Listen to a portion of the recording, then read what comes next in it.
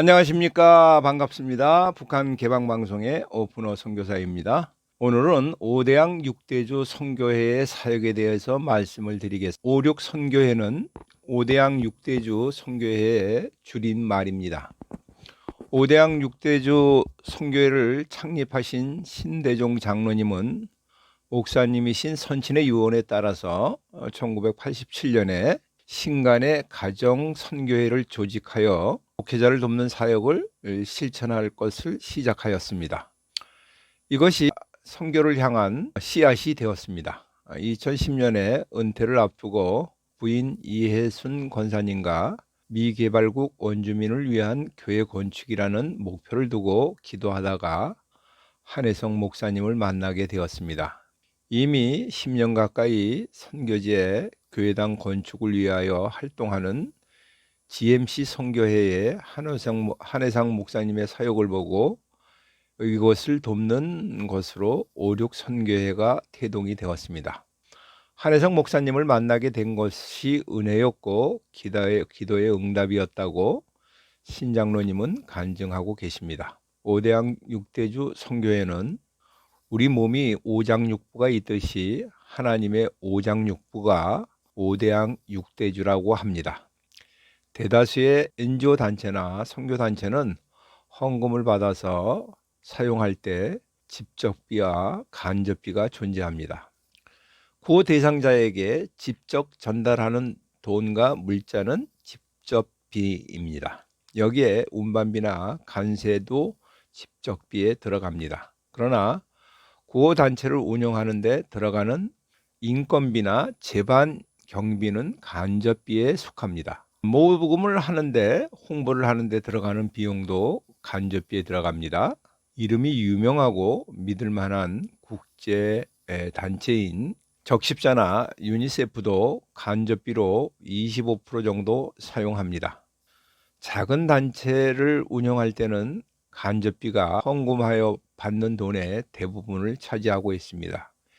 이런 이유로 사람들은 단체나 기관에 헌금을 잘 하지 않으려고 합니다. 오륙 선교회는 선교지 교회 건축에 항구자에 500만 원이면 착공에서 준공까지 그리고 헌당 예배까지 참여하게 하는 프로그램입니다. 오륙 선교회는 교회 건축 헌금에 대한 직접 헌금이므로 신뢰성이 높고 성취감도 높습니다. 2012년부터 신대동 장로님과 이혜성 권사님은 매해마다 선교지에 3군데 교회를 건축하고 계십니다. 신대동 장로님은 교육자로 46년간 봉사하시고 교감으로 은퇴하셨습니다. 젊었을 때부터 장로님을 하셨으므로 대구 지역의 인맥이 상당히 넓습니다. 선교회를 시작하면서 1000명의 회원과 500개의 선교지 교회 건축을 목표로 비전을 삼고 기도하면서 오늘까지 진행하고 계십니다. 저는 지난 1월 16일 대구에서 오륙 선교회 신년 기도회에 참석하였습니다. 오륙 선교회는 지난해에도 선교지에 70곳의 교회 건축을 하였고 회원이 430명이나 된다는 보고를 들었습니다. 팬데믹으로 많은 교회와 단체들은 위축하였지만 오륙 선교회는 더 활발하게 선교에 헌신하고 있었습니다. 이 모든 것을 보면서 헌금이 쓰여지는 것이 선명하게 바라볼 수 있게 하였기 때문이라는 생각을 합니다. 또 평신도가 중심이 되어서 선교회를 운영하다 보니 초교파적으로 운영할 수 있게 되었습니다. 이것도 오륙 선교회의 장점이라고 생각합니다. 오륙 선교회는 창립하고 처음 3년은 미비하였다고 합니다. 해마다 10군데 정도 선교지의 교회를 건축을 도와줄 수 있었다고 합니다. 대부분 선교회가 태동하면 3년을 버티지 못한다고 합니다. 3년이 지난 후에 2015년 선교회 사무실이 개소되고 상근 사무총장이 임명된 이후에 선교회는 많은 변화가 있었습니다. 이때부터 장병석 장로님이 포항 지부를 세우고 협력하기 시작하였습니다. 2016년부터 해마다 해외 교회 건축이 증가할 수 있었습니다. 전국 장로회 연합회를 비롯한 여러 단체와 교회와 협력이 늘어난 것이 선교의 발전에 많은 도움을 주었습니다. 선교회가 간접비를 잘 사용하여 사람에게 투자하는 것도 발전에 중요한 영향이 되는 것 같습니다. 2016년에 13개, 2017년에 4개, 2018년에는 37개의 선교지의 교회가 건축이 되었습니다. 국내 여러 방송국에서도 5.6 선교의 사역에 관심을 가지고 인터뷰 요청이 많았다고 합니다. 2018년에 200여 명의 선교 회원을 확보하였고 해외 110개 교회를 건축을 지원하는 이후에는 자신감을 가지고 선교의 창립에 보람을 갖고 일을 하게 되었다고 합니다. 5.6 선교의 역사를 정리하면 2012년에서부터 2014년은 선교의 씨앗을 틔우기 위한 준비 시간이었다고 하면 2015년에서 2018년은 선교의 싹을 힘있게 자라게 하는 시기였고 2019년에서 2022년은 선교의 지경을 넓혀가는 시기가 되었다고 합니다. 5.6 선교회가 오늘날처럼 발전하게 된 과정에는 한혜성 목사님의 역할이 많은 도움이 되었습니다. 주변에 많은 선후배 목사님과 성도님들이 5.6 선교회와 함께 도울 것을 권유하였습니다.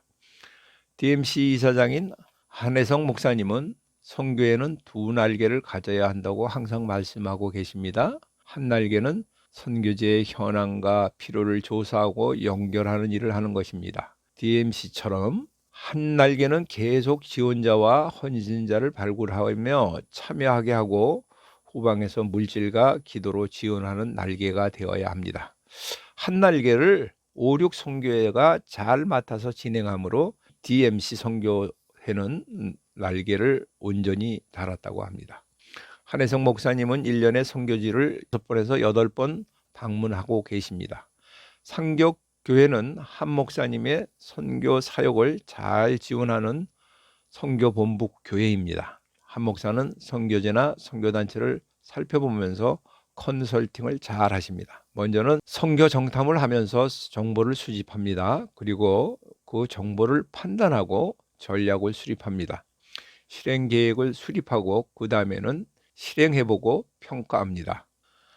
이 모든 것을 분석하고 피드백하여 다른 사례에 이를 적용합니다. 20여 년 전에 호목교회에 담임 목사로 부임하고 그 이후에 율빛교회와 산격교회로 사역지를 옮겨가면서 건강한 교회는 안디옥 교회처럼 목회와 선교를 동시에 진행한다고 하는 일념으로 훌륭한 선교 사역을 계속하고 계십니다. 참으로 훌륭한 선교의 지도자이십니다.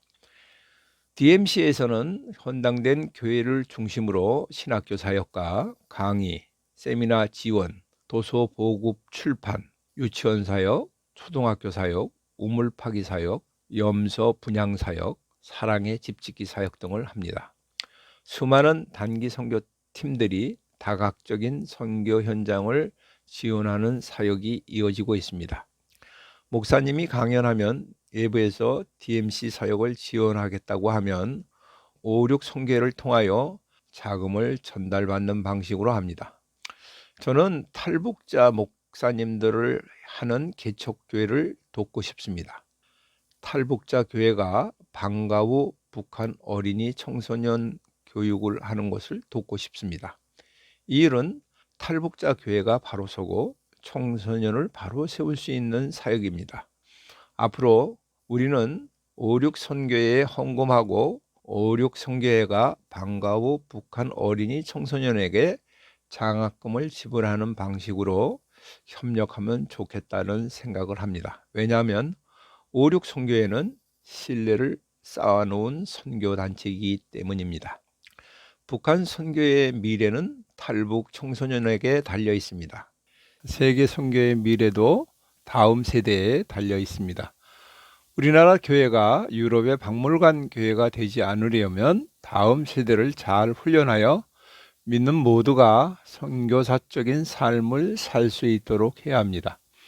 5.6 선교회나 DMC 선교회도 다음 세대를 위한 선교에 적극적으로 동참하여야 합니다.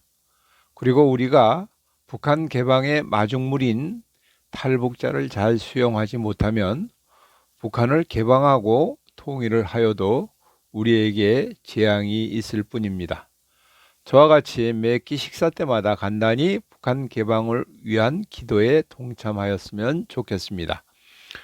남북 통일보다 먼저 북한이 개방이 되어야 합니다. 북한이 개방되어야 우리는 평화롭고 안전하게 잘 살 수 있습니다. 북한이 개방되는 것을 하루속히 보고 싶습니다. 지금까지 경청하여 주셔서 감사를 드립니다. 이 방송을 듣고 공감하시면 주변 사람들과 공유하시고 전달하여 주시기 바랍니다. 방송을 듣고 느끼신 것을 댓글로 남겨주시면 감사하겠습니다. 처음 보시는 분은 구독 버튼을 눌러주시면 출연되는 방송을 계속 보실 수 있습니다. 방송 하부에 북한 개방 방송 마크를 클릭하시면 지나간 방송을 모두 보실 수 있습니다. 저는 북한이 개방될 때까지 계속 유튜브 방송을 진행하도록 하겠습니다. 다음에 만날 때까지 안녕히 계십시오. 감사합니다. 안녕히 계십시오.